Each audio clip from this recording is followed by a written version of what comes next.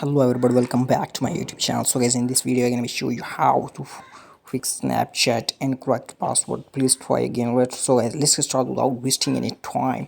So guys, first of all, what you have to do is just open your mobile Play Store or App Store. So you open here. So guys, after that you have to search the Snapchat. So guys, search here Snapchat.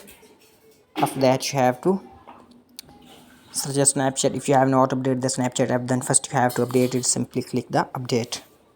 So guys, after that you have to come back and close the files and open the Snapchat and click the login.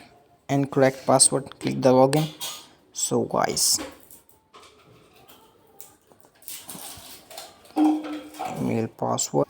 So guys, a password has been sent on your email, so please wait. So guys, click the don't receive it. So guys, again click the don't receive, and after that you have to come back and open your Gmail, refresh. So guys, copy the password.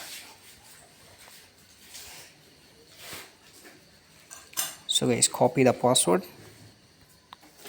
That you have to come back and paste. Click the login.